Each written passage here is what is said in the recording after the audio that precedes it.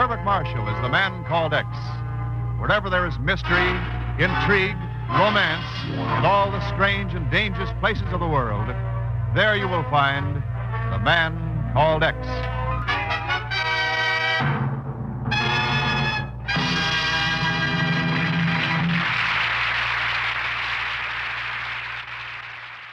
And now Turbot Marshall is Ken Thurston, the man called X.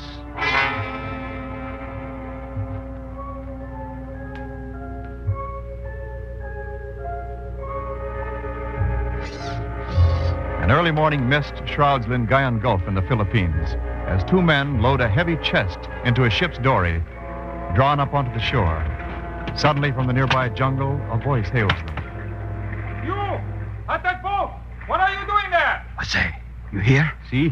In the name of the Philippine Republic, I demand you identify yourself. Si, amigo. We will identify ourselves like this. You fool. You've killed a government agent. What else could I do? Anything but that.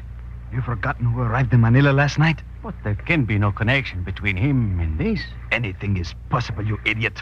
With a man called X.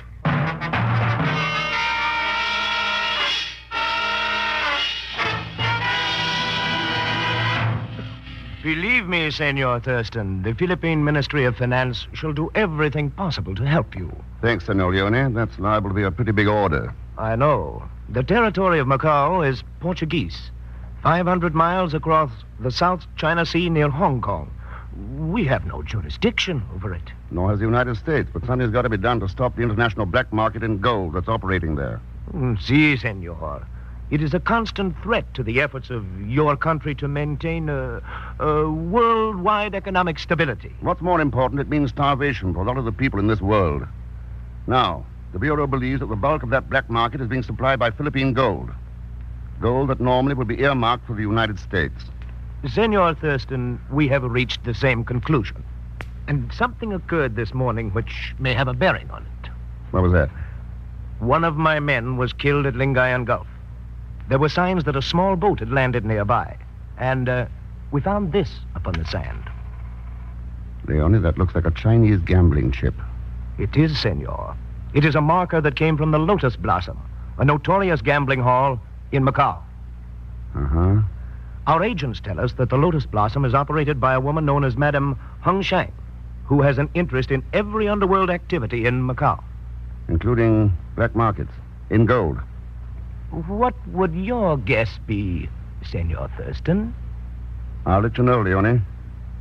When does the next plane leave for Hong Kong?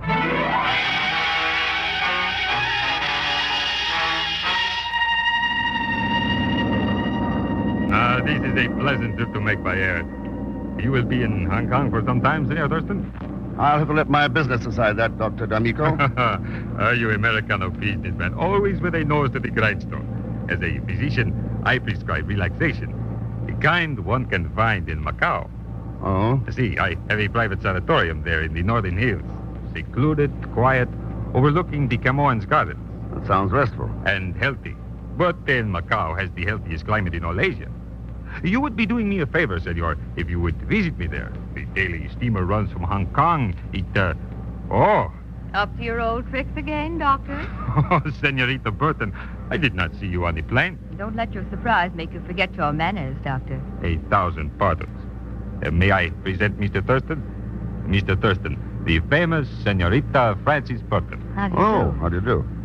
Well, you were right, Doctor. This is a pleasant trip. Thank you, Mr. Thurston.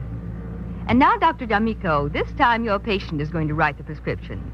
It calls for you to take my seat in the rear of the plane while I talk to Mr. Thurston. Senorita Burton. Doctor's orders, Doctor. Then what can I do but obey? Until we meet again, Senor Thurston. And please remember that invitation is always yours. Thanks, Dr. D'Amico. Adios. All right, Miss Burton. Why? Perhaps it's because you're the only presentable American on board. Oh, the famous authors can write better lines than that. Oh?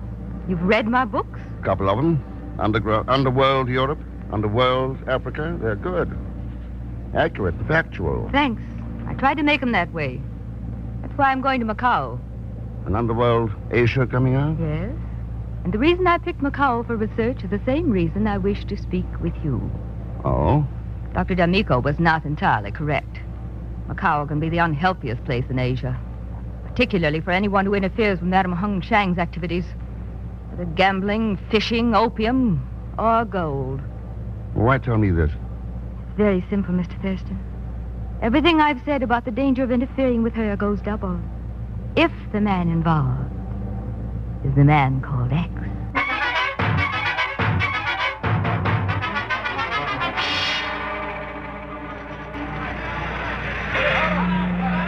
I am very sorry, sir. The steamer to Macau is already overcrowded. There are no cabin accommodations left. Then, I'm very sorry, sir. Not even that will help you get a cabin. What a dope. Turning down good American dollars like that. Pagan. Hello, Mr. Thurston. Pagan, what in the world ever brought you to Hong Kong? My Uncle Ahmed. He told me about this black market in gold in Macau. So when I tried to figure where you'd be, where else? You mean where there's gold, there's Zellschmidt. And pretty lucky for you. Where else could you get a ticket for a cabin on that steamer? And practically for nothing. How much, Pagan? Believe me, it's a bargain, Mr. Thurston. Only $75,000. Ah. Chinese dollars. Only $50 American money. Is it a deal? I'll give you $10 cash. You know something, Mr. Thurston? It's a deal.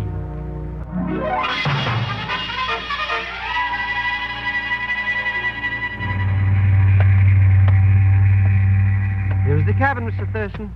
Good. Let's see if it's... Well... Mm-hmm. Has there not been some mistake, gentlemen? Or is it your custom to enter other people's cabins without knocking? Well, if it's a mistake, it's the luckiest one I've made in years. This is the cabin. Look, it's on the ticket, number 18. Number 18. Are you sure? Yep. And that's what it says on the door. Then I must beg your pardon. It is I who have entered the wrong cabin. Please forgive me. I will leave at once. Forgetting something, aren't you? Forgetting? Yeah. The man with his hand sticking out of those drapes over the bunk. Oh, no. Goodbye, Mr. Thurston. I just remembered Relax, Pagan.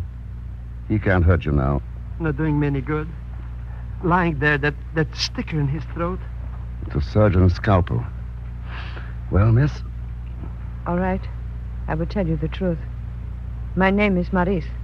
I am traveling to Macau for a group of wealthy Chinese investors. Frankly, it is to purchase gold for Madame Hongshang of the Lotus Blossom. Up to now, that makes sense. Go on. An appointment was made for me to meet her representative in this cabin. When I entered, he was lying there, just like that. I was about to leave, and you walked in. That is all I know. Well? Selling me won't do you any good. You'll have to convince the captain of this ship. I do not think I care to do that at the moment, Mr. Thurston. Have you any objection? She's got a gun. Yeah. I believe my point is clear. I have no wish to inform the captain of this affair. Too bad. You're a little late. Come in, Miss Burton, and bring the captain with you. Thanks for the invitation. Oh. Looks like a cozy party. Come on, Captain. You know, I reserved this cabin for the trip, and I just as soon not share it with a corpse. Can you do something about that? Indeed I can. Senorita, you are pleased to hand over that gun at once and consider yourself under arrest. Very well, Captain. Here it is. That's being sensible, Maurice. Unfortunately, you have not been the same, Mr. Thurston. Oh? There are 2 flowers, both with white blossoms that bloom in the wild places of the world. A sensible man would have chosen the sweetness of the lotus blossom rather than the poison of the deadly nightshade.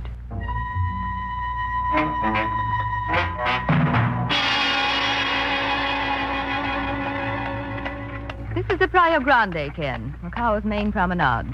Your hotel, the Ascension, is at the end of it. You seem to know this town. Been here before? No, but I have friends who've told me about it. The same friends who told you about the man called X? Ken, I met some strange people while writing my book about Europe's underworld. A few of them had information about things like that, for a price. One of Pagon's relatives, no doubt. Or was it someone like Madame Hongshang? You draw a blank there, Ken. I've never met anyone who's even seen her. Dr. D'Amico has made arrangements for us to meet. That's why her cabin was reserved for me on the steamer. D'Amico gets around, doesn't he? What do you mean? Wasn't his medical bag with your luggage in the cabin? That's right. He had no cabin and thought it would be safer in mine. What's wrong with that? Nothing. Unless a scalpel belonging in that bag has been misplaced in somebody's throat.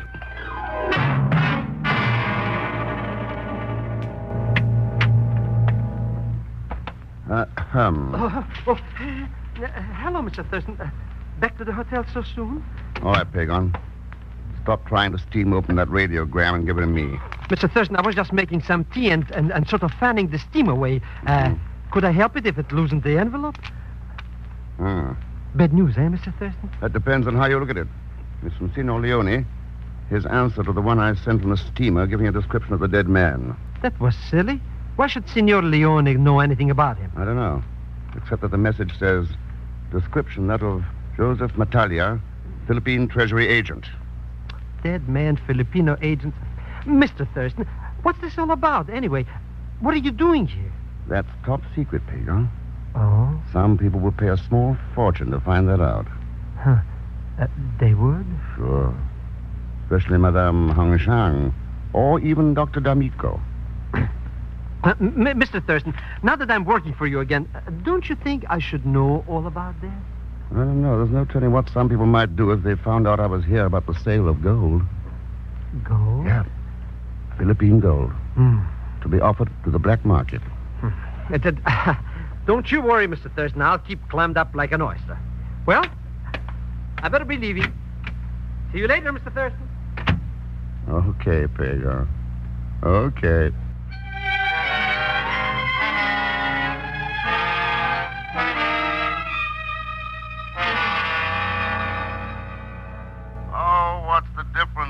No, sir, Ken, it's your own darn fault. As long as you keep him in pocket money, Pagon will continue to hound you. You know I don't trust him. Why, for a few bucks, he'd double-cross his own grandmother. To say nothing of you. Chief, that's just what I'm hoping for, right now. Okay, I give up. Now, is there anything else I can do for you? No, just check the files in that list of people. D'Amico, Maurice, Francis Burton, and Madame Hong Shang. Got it. Particularly the Madame. Nobody seems to know who she is, and... Wait a minute, Chief. Something wrong here. Someone just... Ken! Hey, what's going on there? What's happened? Can you hear me, Ken? Ken? Hello? Huh? You are a colleague of Mr. Thurston? Yes. What's happened there? Who are you? My name is Maurice. Maurice? Yes. I just wish to tell you that you do not have to bother checking up on me. What? I can give you the information in one sentence. Never mind that. What's happened to Ken Thurston? That is the sentence. At the moment, he is very well taken care of by Madame Hong Shang.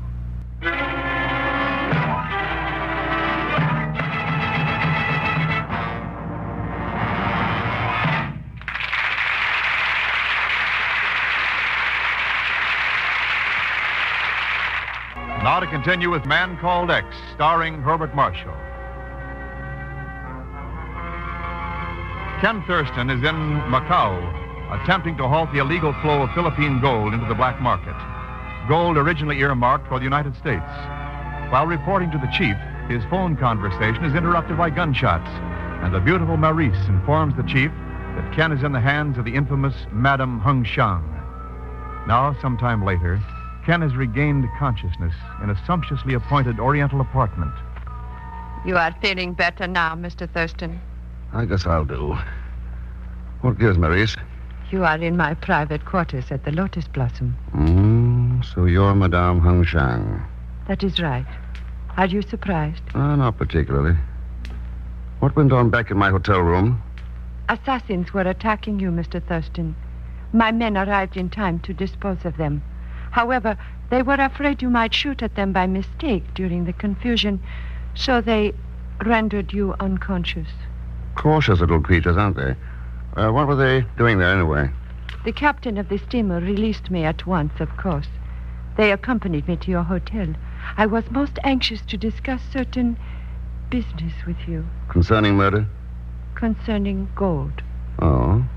Particularly a certain shipment from the Philippines due to arrive in the morning. I wish you to secure it for me. What makes you think I'm tied up with anything like that? For money, one can secure almost any kind of information in Macau. Uh-huh.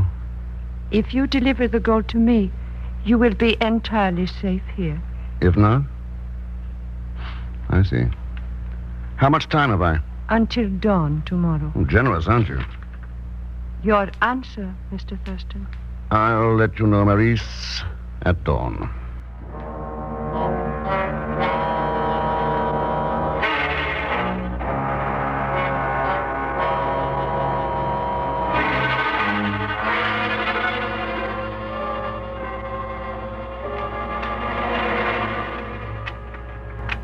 Have no fear, Mr. Thurston. I'm right at home handling the reins with a Duncan in their harness. Why, Jew? Pagon, how much did Madame Hung Shang give you to spill about me? Mr. Thurston, how could you possibly accuse me of such a thing? How much? I swear by the father of my father, Pagon? Mr. Thurston, a measly $100. But I didn't really tell her nothing. I'll bet. Well, here we are, Mr. Thurston. Some joint, eh? Yeah, Dr. D'Amico does all right for himself.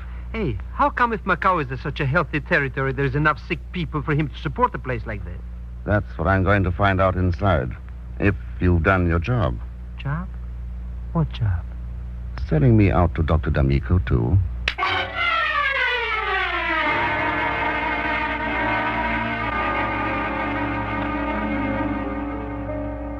I am very pleased, Senor Thurston, at your quick acceptance of my invitation. I figured a little visit here might be helpful, Dr. D'Amico. A very wise decision, my friend. We can be quite comfortable here on the patio. Please, be seated. Thanks. And now, Senor Thurston, let us get down to business. That makes sense. What's on your mind? Philippine gold. Well, you've got a lot of company. Perhaps, but not competition. What makes you think so? I have a customer with a great deal of money. He spends it foolishly. So foolishly, he is willing to pay $51 an ounce for that gold. Quite a difference between that and the legal world ceiling of 35. Why does he do it?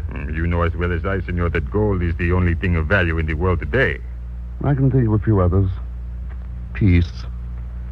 The welfare of the peoples of the world. It is no time for abstract philosophies. Now, it has come to my attention that you have a certain interest in this Philippine gold. In a way, yeah. And naturally, you wish to sell it to us. Oh, I'm afraid not. And why not? Price doesn't appeal to me. Then what price would appeal to you? Maybe those abstract philosophies. Well, goodbye, Dr. D'Amico. You are intending to leave now? Mm-hmm. Any objections? I regret to say I have. Sebastian. Si, senor. What the...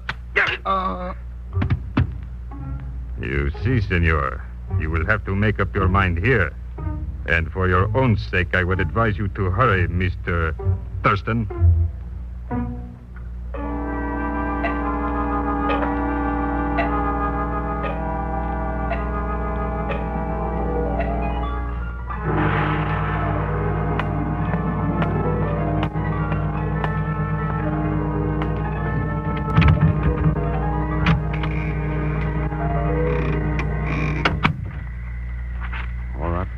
Stop right there. Oh, what are you trying to do? Well. What are you doing? Okay, don't scream, and I'll take my hand away from your mouth. Hand? Oh, you almost frightened the life out of me. Sorry, Francis, I wasn't expecting you. So I found out. How'd you know I was here? That strange creature who's been tagging around after you. Oh, Pagon. He was spying on you and saw them carry you into that pagoda. He figured the information was worth something to me. And he was right. I could ask why. Don't. Not now. I've got to get away from here first. Come on, Ken. Oh, the front way's no good. D'Amico's having a party. This is one of his guests that I managed to sneak out here. Oh. Now, let's see. What borders this place on the back? Gardens of Camones. An army could hide in that wilderness. Well, then we can. Yes. Come on. Hola! Who is there in the garden? Ken. I heard him. Answer or I shoot! You know, I think he means that. And here, use this. Well, thanks. Looks like I'll have to. Now, let's get out of here before D'Amico really gets mad.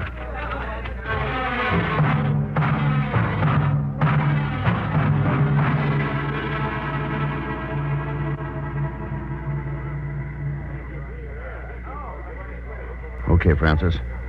They've gone back into the house. You can talk now. Talk, Ken. Yeah. You were going to explain your rescue act, remember? Simple. When Pagan told me what had happened to you, I realized that you were right. D'Amico was dangerous, possibly a killer. And you were really my friend. You change friends fast, don't you? No woman's perfect. Even I can be fooled. You'll do all right. Do I, Ken? Any reason to think otherwise? I don't know. Ken, it's funny. Usually I've had command of situations like this. Now, shoes on the other foot. You don't like it? No. But it might be worthwhile. With a little encouragement. I expected a woman like you to take, not ask. Sometimes a woman like me might even beg. Now, chill, Francis. The pattern's too deep. What is it, Ken? Those bells. You know what they are? Yes. Temple bells in the Chinese Quarter. They peal that way when the fishing fleet is due in the next morning. Mm-hmm. Which reminds me that I've still got some fishing to do tonight. Have you, Ken? What do you hope to catch? Not sure yet. I'll get something. If you're that certain, you must have a surefire bait. I have. $51 an ounce.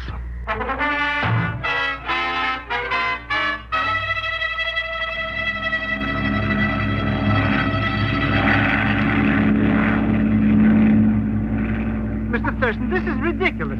How does anybody fish from a flying boat? And at 5 a.m. in the morning? Relax, Pagan. Just keep your eyes peeled for a fishing boat. Fishing boat? But we already passed a whole flock of fishing boats. Yeah, they're due to dock at Macau at dawn. Wait a minute. Huh? What do you see below there? Just another boat. Falling behind the fleet a little. Or trying to catch up. Hang on to your hat, Pagan. We're going down to find out which.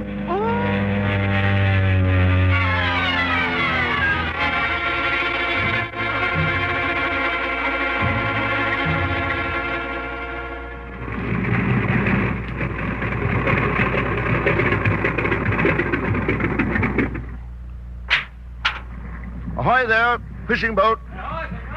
Nothing wrong. Pull over and throw us a line. I'll explain on board.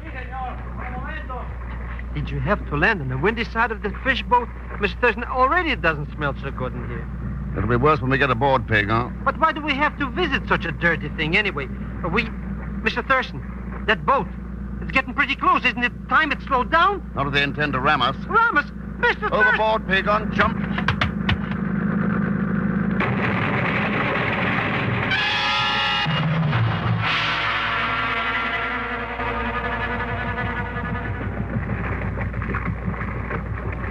Well, Hello, Ken. Welcome aboard. Francis Burton. Good. You weren't really expecting to see anyone else, were you? No. Well, I must admit your man Zellschmidt was surprised. Surprised? You run us down.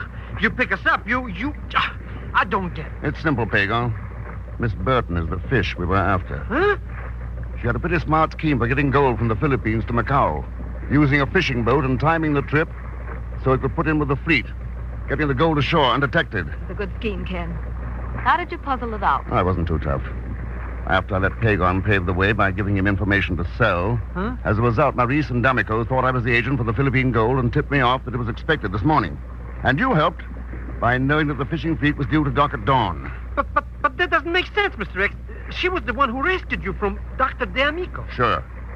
By that time, she disclosed who she was and was afraid D'Amico might tip me off. So she had to get me away from him. But you aren't getting away, Francis. You forget yourself, darling. You may have escaped from my men in your hotel room, but there's no escape for you from here. You better check with Sino Leone about that, Francis. Sino Leone? Yeah. Of the Philippine Ministry of Finance. It's now about 5:29.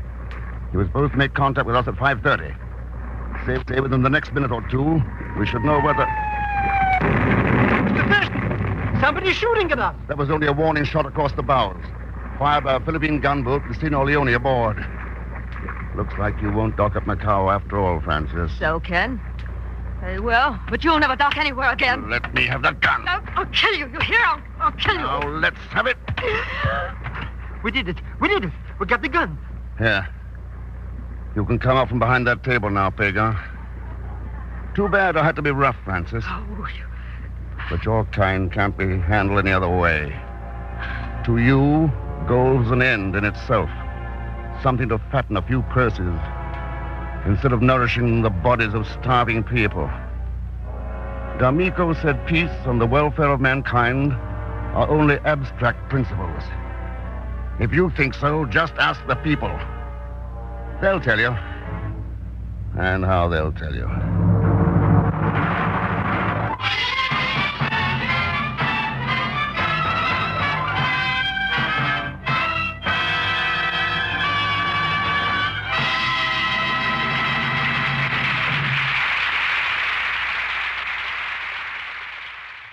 Now, Herbert Marshall. Thanks for being with us. Next week, I think you'll find it a real thriller. So join us, won't you, when next I return as The Man Called X. Good night.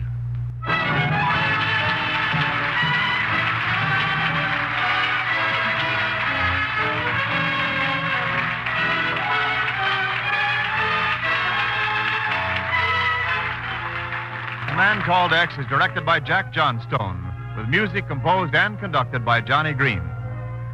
This is Wendell Niles speaking. CBS, the biggest show in town. This is CBS, the Columbia Broadcasting System.